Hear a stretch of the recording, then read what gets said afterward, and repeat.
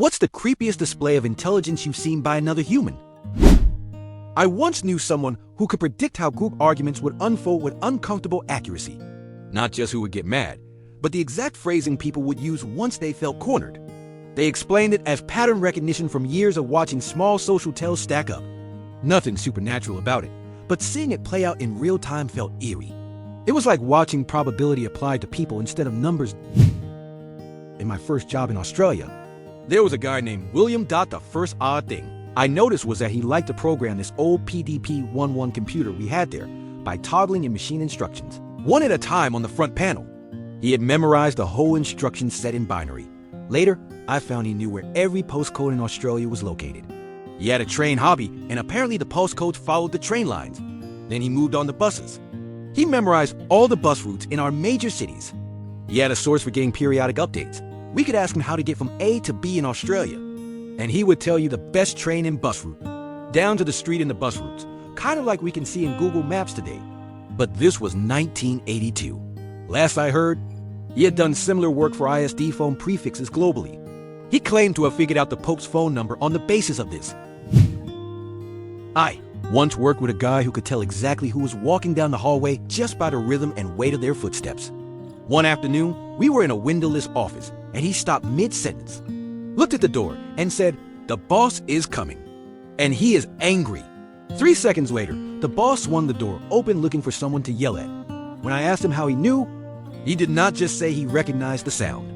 He broke down the specific heel strike frequency of different coworkers and explained that the boss's stride was 0.5 inches shorter than usual, which indicated he was walking with aggressive intent. It was not just a lucky guess. He had subconsciously cataloged the walking patterns of 30 different people. It was impressive. But it also made me realize he probably knew exactly where I was in the building at all times just by listening. I would get so mad at my dad for reading further in a book in his head than we were reading out loud. He would be reading me chapter 5 of a Harry Potter book. But when I would look at the page he was reading, he would be almost at chapter 6. Reading in his head while speaking out loud the chapter we were on, but not actually looking at it. He never forgot a single word and had voices for each of the characters that he used for the whole series. When I asked him why he did that, he said, "Sometimes I like to read ahead a little." I used to run a bar that was a little hole in the wall. This guy would come in every couple of weeks and drink nearly a bottle of Jim Beam by himself and stumble home. He never really talked. I always just thought he was a drunk. He looked dirty and unshowered, wore old ratty clothes, and had a hunched-over posture most of the time. He rarely ever spoke to me. One day it was slow, so I tried doing a Sudoku puzzle in a book I had gotten. I got maybe halfway through one, and the bar had a few people walk in, so I put it down to take care of them. While I was taking care of them, the guy walked in and sat at the bar. It must have been maybe 30 minutes after I had gotten him his drink that I went over to ask him if he needed a refill. Lo and behold, he had finished the puzzles. Every single one in a brand new book. It must have been a 50 or 60-page book front and back. I was blown away. He said he just kind of sees numbers. That is when I learned his job was balancing nuclear reactors with harmonics. Never judge a book by its cover. He told me so many other stories. That man lived a wild life. I had a kindergarten student who told me exactly when a 7-minute timer was going to go off on my phone. I had forgotten that I even said it, and out of nowhere she said, 3, 2, 1, and it went off. The wall clock was out of order. There were no computers in the room, and she did not have a phone or watch. I am pretty good at this as an adult. I can set the microwave on 3 minutes, walk out of the room, and return just as it goes off. But I am over 40. How could she do that at 5 years old? She is still my student years later, and I know that she can tell when I am lying. It will be about little things to avoid hurting someone's feelings. I think I am a pretty good liar, but she will call me out on it. My commander, when he was a captain, a weather specialist, could predict accurate weather down to the minute. It was scary, like biblically scary. One time we were deployed, and he forecast a sandstorm 7 days out, down to a 5-minute window on arrival and departure. He had this calmness about himself. For context, his accuracy was at 98% for everything. Cloud heights, rain start and stop, dust storms, hail, tornadoes, and snowstorms or blizzards. The average accuracy ranged from 70 to 85%. The funny thing was, he was not a typical meteorologist. His bachelor's degree was in engineering. He just read all the books on forecasting and atmospheric physics and got good. I think he is retired now. He was a great dude too, for context. He was always trying to teach us and make us smarter and see the world how he saw it. I had a friend who picked up languages easily. He was not fluent in every language he knew, but he could hold lengthy conversations or help people if he could. Was the way he would switch languages. He would get a blank face, no blinking, and then suddenly be back to normal, speaking in a different language. Most people blink or move their eyes a certain way because they are thinking of the translation. Not him. It was like every language was a first language for him. I was coming back from a high school junior reserve officers training course competition, and we stopped at a Denny's for breakfast. We had 56 students, 2 teacher chaperones, plus the bus driver. The waiter took down everyone's order, their drinks, etc., with 100% accuracy. This included customizations. For those that ordered coffee, he asked what flavor creamer pod and how many. He got all those right too. The guy made more in tips than the manager's salary by a long shot. He said sometimes people would insist he write down their order. He showed us the notepad he would use.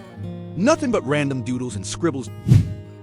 My calculus and advanced linear algebra professor probably fits the bill.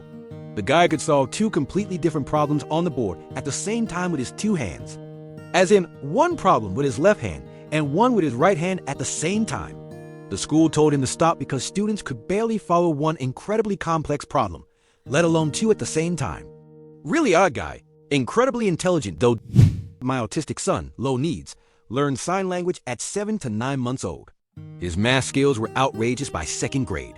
It was then I started envisioning taking him to Las Vegas. Like Rain Man, he could look at math problems and just know the answer. Eventually, they became too easy and he lost interest, started acting out, so my Las Vegas dream was shattered. Today, he is the head of a mechatronics program at an engineering school. So much for my quick million. I had to learn collegiate-level German in the military, which was a 9-month class. We started off with 15 people and graduated with 6. It was really hard, and I barely made it through. The top kid in my class was a basic white kid from Indiana who had already tested out with top scores in Spanish and Portuguese in a matter of weeks. He not only knew those languages perfectly fluently, he could switch dialects fluently between. For example, the Dominican Republic and Spain, or Brazil and Portugal. His story was that the schools were scheduled for a specific length of time, with a report date already set that was kind of far out. So the Defense Language Institute, our school, kept throwing languages at him. He figured that out and started taking his time in class. But halfway through German, he turned in a science fiction book that he had written to our teachers, completely in the German language. Then they put him in Arabic, then Farsi, which were each 1.5-year-long schools on their own dot. So in the 9 months I was there to learn how to read, write, and speak German, which already had an expected high failure rate. He did the same for Spanish, Portuguese, German, Arabic, and Farsi, including different dialects and accents, and wrote a couple of books. Before he came, he said he knew some Spanish from working construction after high school and liked the idea of becoming a linguist, but had never tried actually learning before. Besides languages, he seemed extremely normal, but no one knew he was writing books. We already had like 4 hours of homework every night. It was insane edit to add. We were friends, and I asked him his method. He said his favorite way to learn was to take songs he knew in English and then translate them into the new language. The trick was he would not translate them word for word. He would learn about the people and say the lyrics how they would say it. How he figured that out, I have no idea. When I was in medical school, I was tangentially friends with a guy who never showed up to university at all. He skipped all lectures and called in sick for all lab and tutorial sessions. The night before 2nd year finals, he was around my house and said he had spent the last week watching every lecture at double speed. The guy placed top 10 out of 300 students in every exam. And mind you, it was not just that he remembered everything, but he had a functional, laterally applicable knowledge of all the material we had to know. Much better than most people who actually showed up. I always shuddered to think that if he applied himself, he would be a monster of a man. But the guy was content to just chill. I was once helping my friend's mom run the daycare, and I was reading to an approximately 9-month-old. And I noticed every time I read an item on the page, for example, the frog jumped, she would point at the frog. I eventually started making it harder and asking her where the ball was. It was on another page. She would reach, turn the page back, and show me the ball. I was pretty impressed, but I have no clue about development stages. I worked with someone briefly when I worked for the police. He came to my team to get frontline experience for promotion. He had been in a secretive investigation unit before coming to us. I will call him Dave. We went into an area with lots of gang violence, and we were enforcing a Section 60 stop for weapons after a nasty murder in the area. We stopped two men at the side of the street, and it was immediately obvious they had nothing to do with any of it. We chatted for a bit, and that was it.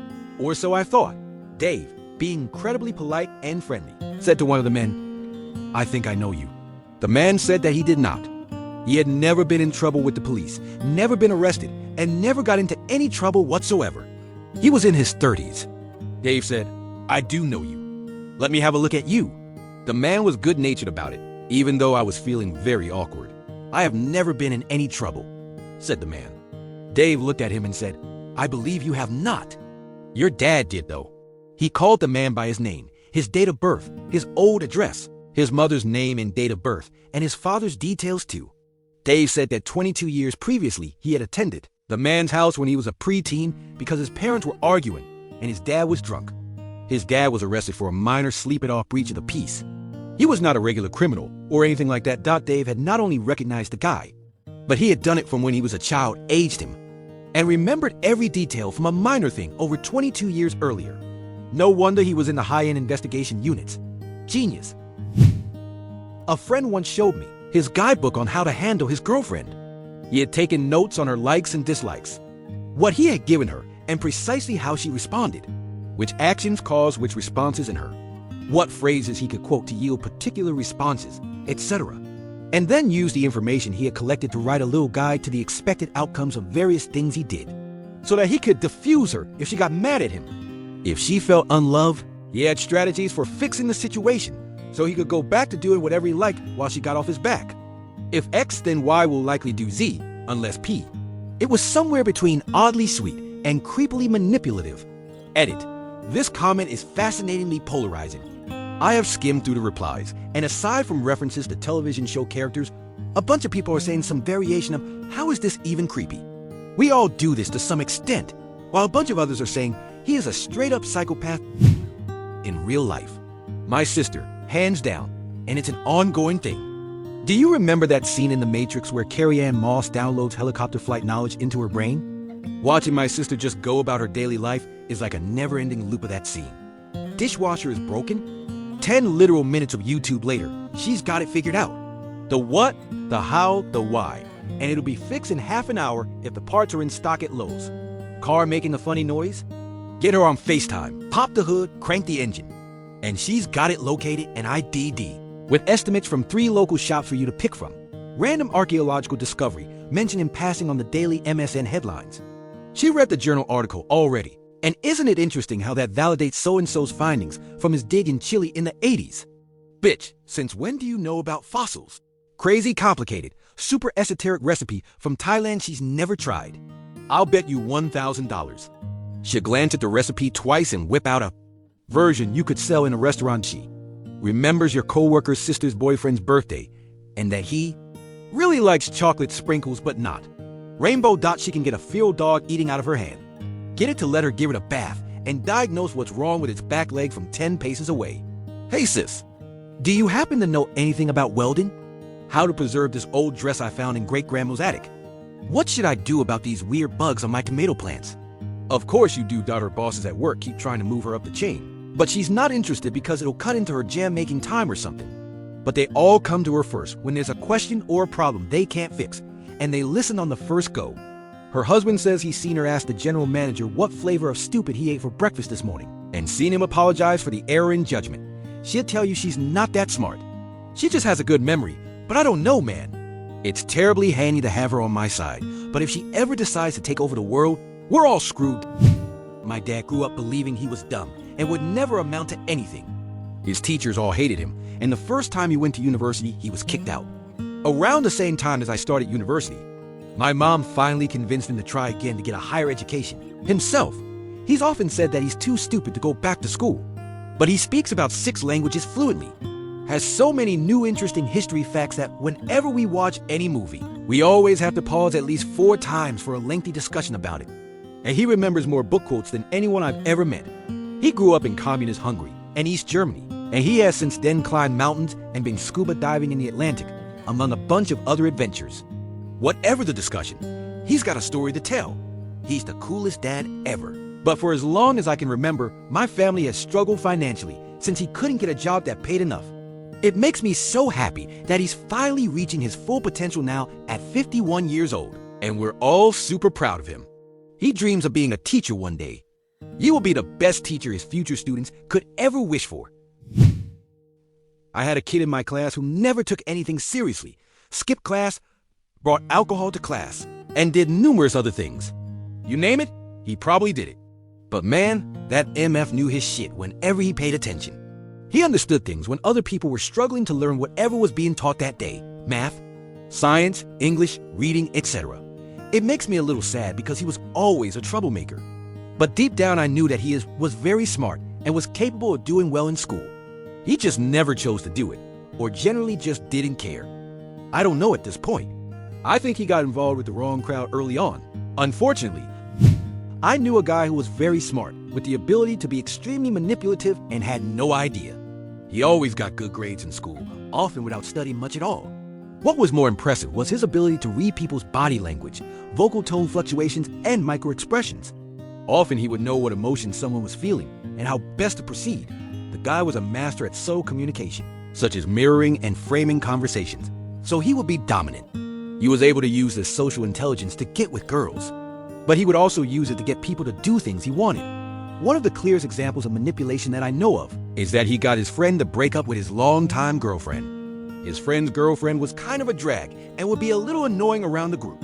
So he suddenly started to slip in emotional and logical suggestions whenever he saw his friend in a moment of emotional vulnerability.